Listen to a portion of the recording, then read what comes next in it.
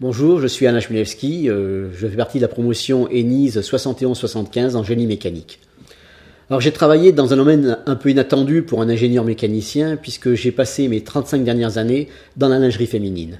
En effet, je travaille pour la société Playtex, une grande marque de sous-vêtements féminins américaine. En fait, j'ai pas réellement choisi le domaine. Je crois que, comme beaucoup de métiers qu'on embrasse, c'est un concours de circonstances ou plusieurs concours de circonstances. Et en ce qui me concerne, je dirais que pour moi, ça a presque débuté à l'ENISE. J'ai eu la chance de pouvoir faire un échange d'étudiants entre le Polytechnique de Portsmouth et l'ENISE. C'était en fait le premier échange qui avait lieu et je voulais absolument avoir une immersion totale en anglais pour perfectionner mon anglais. Et en fait, les 4 mois que j'ai passés là-bas m'ont permis de revenir avec un très bon niveau. Et je crois que c'est grâce à ce niveau que j'ai pu passer d'une façon convenable les premiers entretiens de cette société américaine, puisque tout s'est déroulé en anglais. Et je crois que sans cet anglais, jamais j'aurais été sélectionné. Je crois en fait quand on sort de l'école, on a vraiment du mal à vraiment s'imaginer qu'est-ce que fait un ingénieur.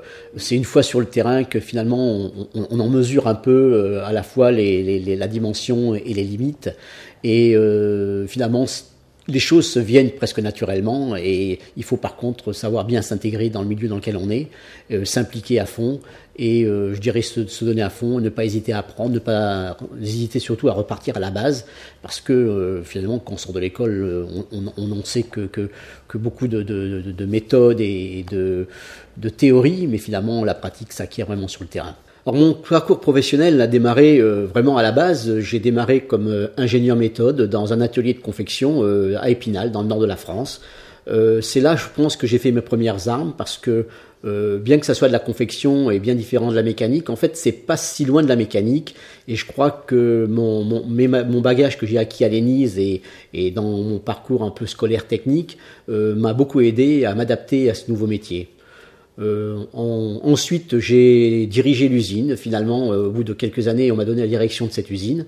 Donc, à 29 ans, je dirigeais 450 personnes. À la suite de quoi, j'ai été nommé à la tête d'une autre usine en Grande-Bretagne, que j'ai dirigée pendant 2 ans, avant de revenir en France pour prendre la gestion totale des 2 usines françaises. Ces expériences sur le terrain m'ont permis ensuite de décrocher un poste important et qui m'a permis d'embrasser une carrière internationale puisque j'ai dû remonter en Grande-Bretagne pour créer un département recherche et développement et industrialisation de produits pour l'Europe entière.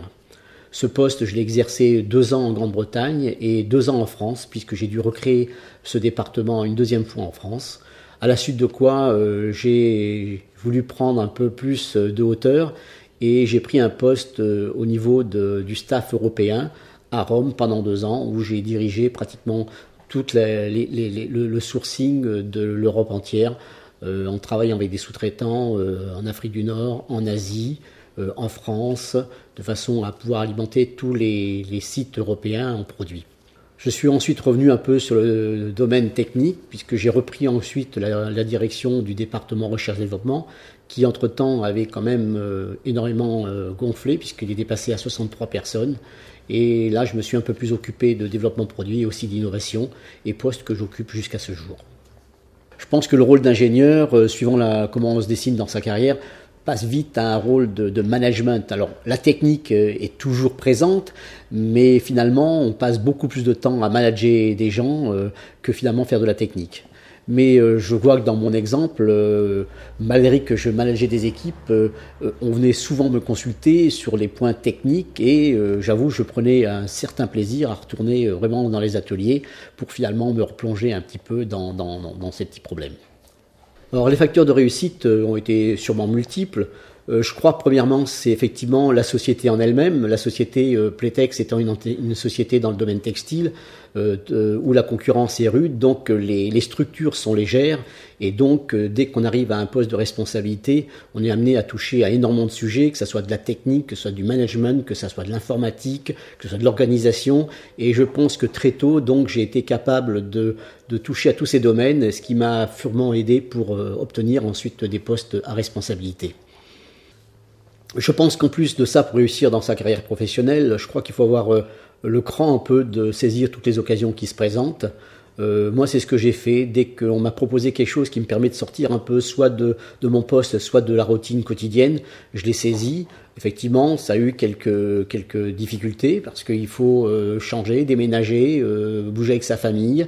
Parce que ça, c'est à la fois enrichissant, à la fois pour soi-même, et aussi, je crois que mes enfants, on en tire aussi des profits. Alors l'évolution du métier de l'ingénieur, c'est vrai qu'elle a été importante, surtout dans notre industrie qui s'est délocalisée très fortement, puisque effectivement c'est un secteur très compétitif et donc facile à délocaliser. Or aujourd'hui, je dirais que j'aurais eu du mal aujourd'hui à refaire la même carrière que j'ai faite parce que j'aurais plus la possibilité d'être sur le terrain pour vivre un peu l'atelier, pour vivre un peu la mécanique, pour vivre l'environnement industriel, puisqu'aujourd'hui, pratiquement tout est délocalisé et nous avons en Europe que des bureaux de développement de produits et on est plus aussi proche de la technique. Donc aujourd'hui, peut-être les jeunes ingénieurs qui soient dans un domaine mécanique ou d'autres auront peut-être un peu plus de difficultés justement à acquérir un peu cette notion pratique qui est à mon avis importante pour pouvoir réussir une carrière. Un conseil final que je donnerais, c'est simplement le domaine dans lequel on exerce finalement n'est pas si important. Ce qui est important, c'est de trouver dans ce qu'on fait des motivations, des responsabilités, des challenges et surtout savoir saisir toutes les opportunités qui se présentent. Sinon, on rentre, je pense, très vite dans la routine du quotidien.